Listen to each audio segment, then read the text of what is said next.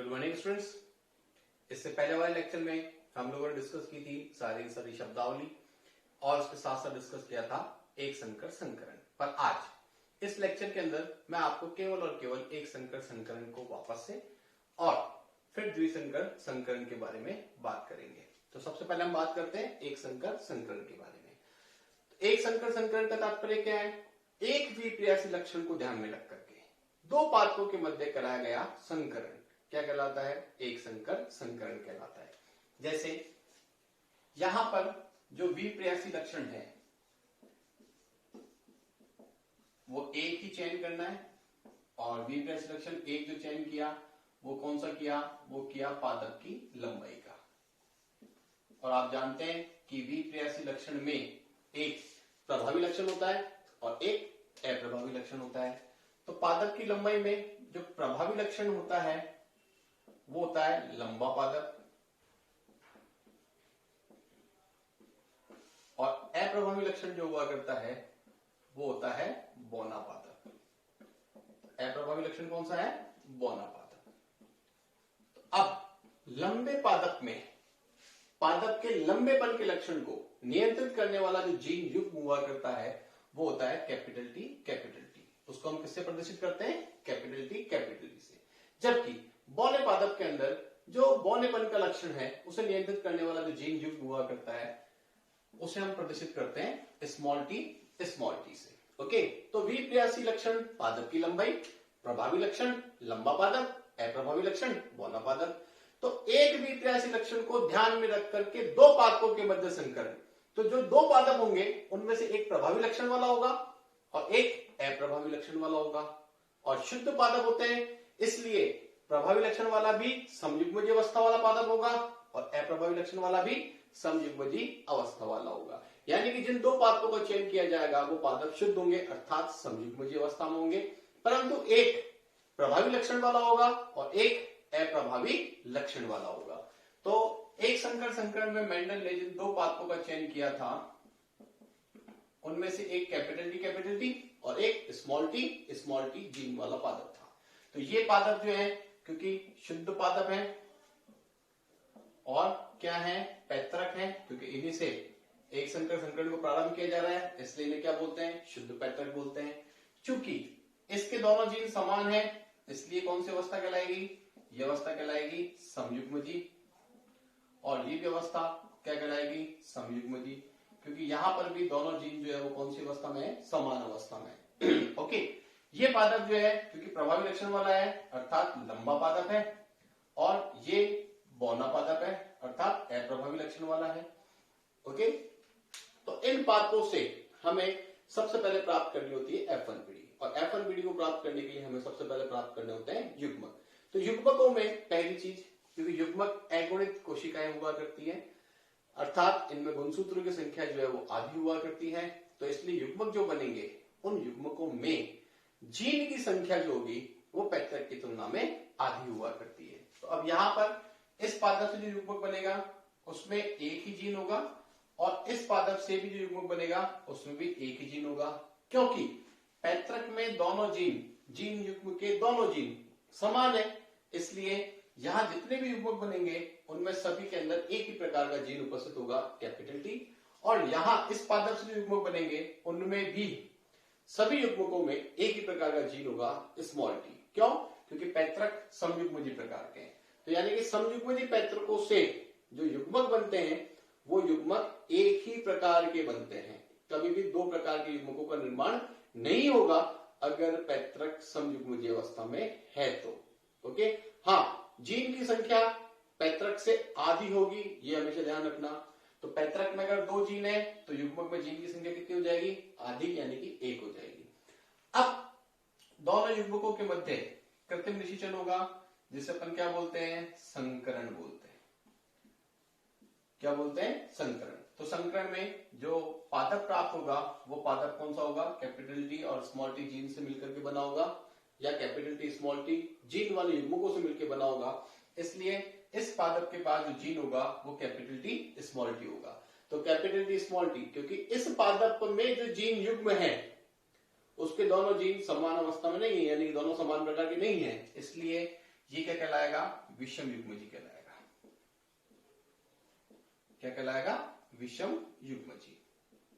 Okay, पर आपको बताया था प्रभावी लक्षण जो विषम युग्मजी या F1 पीढ़ी में जो अपना लक्षण प्रदर्शित करता है, जो लक्षण प्रकट होता है, वो क्या कहलाता है? प्रभावी लक्षण। तो यहाँ प्रभावी कैपिटल टी है, इसलिए यहाँ सभी पादप जो प्राप्त होंगे वो कैसे प्राप्त होंगे? लंबे प्राप्त होंगे। और ये पीढ़ी क्या कहलाएगी? ये पीढ़ी कहलाएगी F1 पीढ़ी कहलाएगी। ओके, अब जब F1 पीढ़ी का क्रॉस F1 के साथ कराया जाता है, तो F1 का क्रॉस जब F1 से कराते हैं तो F2 पीढ़ी प्राप्त होती है। तो F1 क्या है हमारे पास? Capital T small T. तो कैपिटल टी स्मॉल टी का क्रॉस किससे कराएंगे? कैपिटल टी स्मॉल टी से। तो ये F2 पीढ़ी के लिए क्या हो गए? ये F2 पीढ़ी के लिए पैतृक हो गए। ओके, अब इनसे सबसे पहले हमें क्या प्राप्त करना होगा? इनसे सबसे पहले हमें प्राप्त करना होगा युग्मक। अब देखो, क्योंकि यहाँ दोनों जीन असमान है, दोनों भिन्न प्रकार के हैं, विषम युग्मज अवस्था में है, और इनसे जो युग्मक बनेंगे उन युग्मकों में जीन की संख्या आधी होगी। तो यहाँ 2 जीन है, तो एक ही जीन युग्मक में उपस्थित होगा। तो कौन सा होगा? कैपिटल टी भी हो सकता है, तो स्मॉल टी भी हो सकता है। तो इसलिए विषम युग्मजी जो पादप हुआ करते हैं, इनसे प्राप्त होने वाले युग्मक जो होते हैं वो एक से अधिक प्रकार के होते हैं। जबकि यहाँ आप देख रहे हो समयुग्मजी से जो युग्मक प्राप्त हुए उनमें जीन की संख्या आधी जरूर हो रही है, पर सभी युग्मक एक ही प्रकार के प्राप्त हो रहे हैं। ओके, तो परंतु विषम युग्मजी अवस्था में जो युग्मक हुआ करते हैं वो एक से अधिक प्रकार के प्राप्त हुआ करते हैं, पर जीन की संख्या तो आधी ही होगी। ओके, तो इसी प्रकार इस पादप से भी जो युग्मक प्राप्त होंगे उनमें भी जीन की संख्या आधी हो जाएगी, पर युग्मक एक से अधिक प्रकार के प्राप्त होंगे। और अब इनके बीच में जब क्रॉस होगा, यानी कि युग्मकों के क्या होगा? संलयन होगा, कृत्रिम निषेचन होगा, अर्थात संकरण होगा।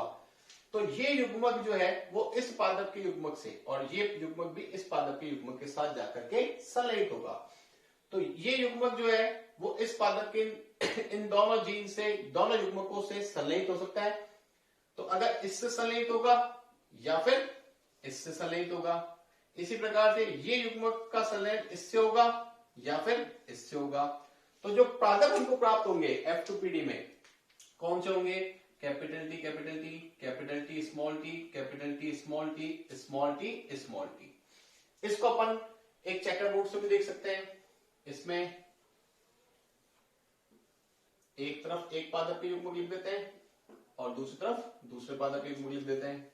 ओके, तो अब इस बॉक्स पे इधर का जीन और इधर का जीन आएगा जो युग्मक में उपस्थित है। तो यानी कि यहाँ कैपिटल टी, इसमें इधर का जीन आएगा और इधर का जीन आएगा जो युग्मक में उपस्थित है, यानी कि कैपिटल टी स्मॉल टी, यहाँ capital T small T, small T small T. तो आप देख रहे हो कि ये जो चारों पादप प्राप्त हुए हैं और यहाँ जो चारों पादप प्राप्त हुए हैं एक ही है, विधियां अलग अलग है। हम जिस विधि को भी आसान समझे उसको उपयोग में ले सकते हैं। अब यहां पर अगर लक्षण प्रारूप अनुपात की बात करते हैं, तो लक्षण प्रारूप अनुपात जो है उसको अगर अपन देखें तो कितने लंबे पादप प्राप्त हुए और कितने बौने पादप प्राप्त हुए। तो हमें ध्यान रखना लक्षण प्रारूप बाह्य प्रतीति के आधार पर होता है, केवल बाहर से देखने पर, है ना। बाह्य प्रतीति एक्सटर्नल अपीयरेंस के बेस के ऊपर जो रेशियो आता है वो लक्षण प्रारूप अनुपात होता है। तो बाहर से देखने पर ये पादप भी लंबा मिलेगा, ये भी लंबा मिलेगा, ये भी लंबा मिलेगा। तो लंबे पादप कितने हो गए? 3 हो गए। बौने पादप कितना हो गया? 1 हो गया। तो लक्षण प्रारूप अनुपात क्या होता है? 3:1 होता है। जबकि जीन प्रारूप अनुपात की बात करें तो जीन प्रारूप अनुपात जीनी संरचना के आधार पर हुआ करता है। किसके आधार पर? जीनी संरचना के आधार पर। तो जीनी संरचना के आधार पर, जीन की संरचना के आधार पर देखें तो यहां पर समयुग्मजी लंबा है, पादप कौन सा है? समयुग्मजी लंबा। कितने हैं? 1 है। फिर 2 पादप हमारे पास विषम युग्मजी लंबे प्राप्त होते हैं। तो विषम युग्मजी लंबे कितने प्राप्त होते हैं? 2 होते हैं। और समयुग्मजी बौना, तो समयुग्मजी बौना कितने प्राप्त होते हैं? 1। ये समयुग्मजी बौना पादप। तो जीन प्रारूप अनुपात जो कि जीनी संरचना पर निर्भर करता है वो कितना, वो अनुपात क्या होता है? वो अनुपात होता है 1:2:1 हुआ करता है। ओके, तो ये हमारे पास है एक संकर संकरण। ओके, अब हम बात करते हैं द्विसंकर संकरण के बारे में। द्विसंकर संकरण आप जानते हैं 2 विपर्यासी लक्षणों के आधार पर कराया गया संकरण क्या कहलाएगा? द्विसंकर संकरण कहलाएगा। ओके, तो अब हम डिस्कस करते हैं द्विसंकर संकरण। द्विसंकर संकरण में दो विप्रेयसी लक्षणों को ध्यान में रख करके पादप संकरण कराया जाता है, यानी कि दो पादपों के मध्य संकरण कराया जाता है। तो दो विप्रेयसी लक्षणों में जो पहला विप्रेयसी लक्षण है जो मेंडल ने काम में लिया था वो कौन सा था? बीज का आकार। इसका प्रभावी लक्षण कौन सा था? इसका प्रभावी लक्षण था गोल बीज, और गोल बीज को नियंत्रित करने वाला जो जीन था उस जीन युग्म को क्या बोला अपन ने? क्या प्रतीक दिया? Capital R, capital are. जबकि अप्रभावी लक्षण जो था वो कौन सा था? वो था झुर्रीदार बीज, और इसे नियंत्रित करने वाला जो जीन युग्म था उसे क्या कहा? स्मॉल आर, स्मॉल आर कहा। इसी प्रकार से दूसरा जो विप्रेयसी लक्षण जो है वो काम में लिया, वो लिया गया क्या? वो लिया गया फली का रंग, है ना, बीज पत्र का रंग, सॉरी फली का नहीं, बीज पत्र का रंग। तो इसका बीज पत्र का रंग जो है, इसका प्रभावी लक्षण कौन सा था? प्रभावी लक्षण था पीला, और अप्रभावी लक्षण कौन सा था? हरा। इस पीले रंग के लक्षण को नियंत्रित करने वाला जीन युग्म कैपिटल वाई, और हरे रंग के जीन युग्म को, हरे रंग के लक्षण को नियंत्रित करने वाला जीन युग्म जो था वो स्मॉल वाई, स्मॉल वाई। तो अब द्विसंकर संकरण में भी जिन दो पादपों के मध्य संकरण कराया जा रहा है उनमें से एक पादप जो होगा उसके पास दोनों विप्रेयसी लक्षणों का प्रभावी लक्षण होगा, और दूसरे पादप के पास दोनों विप्रेयसी लक्षणों का अप्रभावी लक्षण उपस्थित होगा।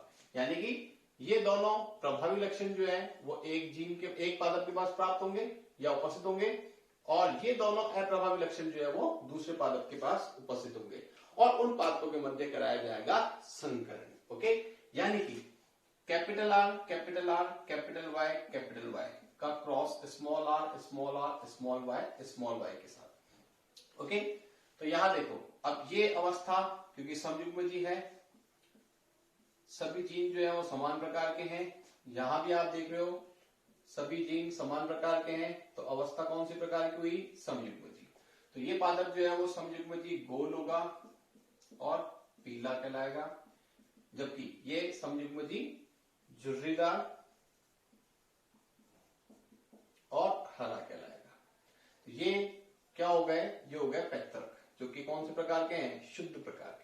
अब इन पैतृकों से क्या प्राप्त होंगे? युग्मक। अब ध्यान रखना, मैंने कहा था युग्मकों में जीन की संख्या पैतृक की तुलना में आधी।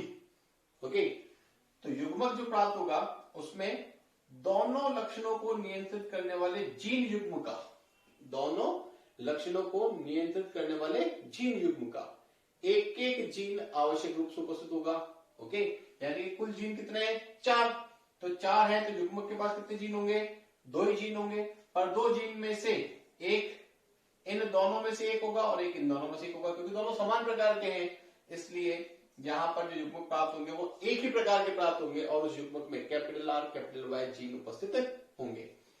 इसी प्रकार से यहां पर जो युग्मक प्राप्त होगा उस युग्मक के अंदर small R, small Y gene उपस्थित होगा। ओके, और ये होगा हमारे पास युग्मक। अब इन युग्मकों का क्या होगा? संकरण। तो प्राप्त होगी F1 पीढ़ी। तो F1 पीढ़ी में capital R, small R, capital Y, small Y. तो ये अवस्था कौन सी हो गई? अवस्था हो गई विषम युग्म जी। और क्योंकि विषम युग्म जी अवस्था में सदैव प्रभावी अपना लक्षण प्रकट करता है, तो प्रभावी कौन है? गोल पीला बीज। तो इसलिए यहां पर जो पादप प्राप्त होंगे वो कौन से होंगे? गोल पीले प्राप्त होंगे। ओके, अब F1 पीढ़ी का क्रॉस कराएंगे जब अपन F1 के साथ, तो मिलेगी कौन सी पीढ़ी? F2 पीढ़ी। ओके, तो F1 कौन है? F1 है capital R, small R, capital Y, small Y. तो इसका क्रॉस होगा capital R, small R, capital Y, small Y से। ओके, अब ये F2 पीढ़ी के लिए पैतृक हो गए। अब इनसे हमको क्या प्राप्त करने हैं? इनसे हमको प्राप्त करने युग्मक। ये सबसे टिपिकल चीज यहां पर होती है, यहीं पर गलती हुआ करती है। तो युग्मक देखो, इस पादप से युग्मक प्राप्त करने हैं तो आप इस तरीके से प्राप्त करो, क्योंकि युग्मक में दोनों लक्षणों को नियंत्रित करने वाला जीन आवश्यक रूप से उपस्थित होगा। तो इसलिए ये और ये दोनों मिलकर के एक युग्मक बनाएंगे यानी कि कैपिटल आर कैपिटल वाई। ये और ये मिलकर के एक प्रकार का युग्मक बनाएंगे यानी कि कैपिटल आर स्मॉल वाई। ये इसके साथ मिलकर के यानी कि स्मॉल आर कैपिटल वाई, और ये इसके साथ मिलकर के यानी कि स्मॉल आर स्मॉल वाई। चार प्रकार के युग्मकों का निर्माण एक पादप से होगा। ओके, तो यहां चार प्रकार के युग्मक एक पादप से बनेंगे क्योंकि ये विषम युग्मजीय पादप है। और मैंने बताया था अगर पादप समयुग्मजीय अवस्था में है तो एक ही प्रकार के युग्मक बनते हैं। यहां पर भी आप देख लो समयुग्मजीय पादप है जिसके बाद अपन ने 4 जीन दिखा रखे हैं, तो यहाँ युग्मक एक ही प्रकार के बन रहे हैं और उसमें जीनों की संख्या 75 की तुलना में आधी है। चूंकि ये विषम युग्मजीय अवस्था में है तो यहां भी जो युग्मक बन रहे हैं उनमें जीन की संख्या तो 75 से आधी हो रही है, पर चूंकि 75 विषम युग्मजीय अवस्था में है इसलिए यहां पर युग्मकों का प्रकार जो है वो एक से अधिक देखने को मिल रहा है। अब ये जो युग्मक इस पादप से प्राप्त हुए हैं वही सेम युग्मक इस पादप से भी प्राप्त होंगे। अब इनसे जो F2PD प्राप्त करनी है उसे हम प्राप्त करते हैं इस चेकर बोर्ड मेथड से, जिसको बेंसन पन्नेट मेथड भी कहते हैं। क्या बोलते हैं इसको? बेंसन पन्नेट मेथड या चेकर बोर्ड मेथड, शतरंज पट विधि कहते हैं इसको। क्या बोलते हैं अपन इसको? शतरंज पट विधि। तो इस शतरंज पट विधि के अंदर 16 कॉलम्स हैं, 16 खंड है ना, 4-4 की रोज में, और इसमें एक तरफ एक पादप के युग्मक लिख दिए, एक तरफ दूसरे पादप के युग्मक लिख दिए। अब इस बॉक्स में इधर वाला जीन युग्म और इधर वाला जीन युग्म आ जाता है, तो दोनों आर कैपिटल है तो दोनों आर कैपिटल आ गए, दोनों वाई कैपिटल है तो दोनों वाई कैपिटल आ गए। इस खंड के अंदर इधर के जीन और इधर के जीन आएंगे, तो दोनों आर कैपिटल है तो दोनों आर कैपिटल आ गए, एक वाई कैपिटल और एक वाई स्मॉल है तो एक वाई कैपिटल और एक वाई स्मॉल आ गया। ओके, अब हमको प्राप्त करना है लक्षण प्रारूप अनुपात और जीन प्रारूप अनुपात। तो लक्षण प्रारूप अनुपात आपको पता है बाह्य प्रतीति के आधार पर ज्ञात करते हैं। किसके आधार पर? बाह्य प्रतीति के आधार पर, बाहर से देखने पर। तो बाहर से देखने पर अगर अपन देखें तो ये जो पादप है वो गोल होगा और पीला होगा, ये पादप भी जो है वो गोल और पीला होगा। ये पादप क्योंकि विषम युग्मजीय है पर होगा कैसा? प्रभावी लक्षण प्रकट होगा तो गोल होगा और पीला होगा। इसमें ये गोल और ये पीला, क्योंकि दोनों विषम युग्मजीय अवस्था में है तो विषम युग्मजीय अवस्था में दोनों ही लक्षण प्रभावी लक्षण प्रकट होंगे, तो ये भी कैसा होगा? गोल और पीला प्राप्त होगा। ये भी कैसा होगा? ये भी होगा गोल और पीला। ये गोल होगा पर क्योंकि दोनों y स्मॉल है तो दोनों y स्मॉल है यानी कि समयुग्मजीय अप्रभावी लक्षण प्रकट होगा, यानी कि यहां पर हरा पादप हमको प्राप्त होगा, हरा बीज वाला पादप प्राप्त होगा। ये कैसा होगा? ये होगा गोल पीला, ये गोल होगा पर पीले की जगह यहां पर हरा बीज देखने को मिलेगा। ये भी गोल पीला, ये भी गोल पीला, ये भी गोल पीला। अब देखो ये दोनों आर स्मॉल है, तो दोनों आर स्मॉल है तो यानी कि समयुग्मजीय अप्रभावी लक्षण, यानी कि गोल की जगह झुर्रीदार और पीला। ये गोल पीला, ये गोल पर हरा, ओके, ये झुर्रीदार पीला, ये झुर्रीदार और पीला, और ये झुर्रीदार और हरा, दोनों ही अप्रभावी लक्षण प्रकट होंगे। ओके, तो लक्षण प्रभाव अनुपात जो है द्विसंकर संकरण में वो होता है 9:3:3:3:1। ओके, कैसे होता है देखो, यहां पर हमको जो ये 16 पादप प्राप्त हुए हैं, इन 16 पादपों में ये पादप जो है वो गोल पीला है, ये पादप भी गोल पीला, क्योंकि यहां पर हमें जीनी संरचना नहीं देखनी, यानी कि समयुग्मजीय विषम युग्मजीय अवस्था नहीं देखनी, हमें केवल ये देखना है कि पादप जो है उसके बीज गोल है या झुर्रीदार है, बीज पत्र का रंग जो है वो पीला है या हरा हुआ करता है। तो यहां आप क्या देख रहे हैं कि गोल पीले जो पादप हैं वो हमको प्राप्त होंगे 9। देखो 1 2 3 4 5 6 7 8 और 9। तो यहां पर जो गोल पीले पादप हमको प्राप्त हो रहे हैं वो गोल पीले पादप कितने प्राप्त हो रहे हैं? 9। ओके, इसके बाद आप देखो गोल हरे 1, गोल हरे 2 और गोल हरे 3। तो गोल हरे कितने प्राप्त हो रहे हैं अपने को? 3। इसी प्रकार से आप देखो झुर्रीदार पीले 1, 2 और 3। तो झुर्रीदार पीले कितने प्राप्त हो रहे हैं? 3। और झुर्रीदार हरे कितने प्राप्त हो रहे हैं? 1। ये झुर्रीदार हरा। ओके, तो लक्षण प्रारूप अनुपात जो होता है वो इसलिए क्या प्राप्त होता है? 9:3:3:3:1 प्राप्त होता है। अब अगर हमें जीन प्रारूप अनुपात ज्ञात करना है तो जीन प्रारूप अनुपात में हमें यह देखना होगा कि जो लक्षण प्रकट हो रहा है, चाहे प्रभावी लक्षण हो चाहे अप्रभावी लक्षण हो, वो पादप समयुग्मजीय अवस्था में है या विषम युग्मजीय अवस्था में है। हमें इसका विशेष तौर पर ध्यान रखना होगा। जैसे यहां जीन प्रारूप अनुपात की बात करते हैं, तो जीन प्रारूप अनुपात अगर आपको ज्ञात करना है तो सबसे पहले जो पहला पादप है उसके जीन संरचना को लिख देते हैं। तो capital R capital R capital Y capital Y, यानी कि ये जो पादप है वो समयुग्मजीय गोल है, यानी गोल बीज वाला है, और समयुग्मजीय पीले बीज वाला है। अब ऐसे जीनी संरचना वाले कितने पादप हैं? ओके, तो आप देखोगे कि यहां केवल एक ही पादप अपने को प्राप्त होता है। इसको अपन यहां इस तरह से क्रॉस कर देते हैं। तो कितने पादप प्राप्त हुए? 1। ओके, दूसरा जीन देखो, दूसरे पादप का जीन देखो, capital R capital Y small Y. तो ये भी समयुग्मजीय गोल है पर विषम युग्मजीय पीला है। ये पादप अपने को प्राप्त होंगे 2। देखो capital R capital Y small Y, same जीनी संरचना वाले दोनों पादप प्राप्त हो गए। ओके, तो इस जीनी संरचना वाले 2 पादप है। तीसरा जो अपने पास आता है आता है पादप capital R small R capital Y. ये विषम युग्मजीय गोल है पर समयुग्मजीय पीला है। ये कितने प्राप्त होंगे? ये भी 2 प्राप्त होंगे। देखो capital R small R capital Y capital R small R capital Y.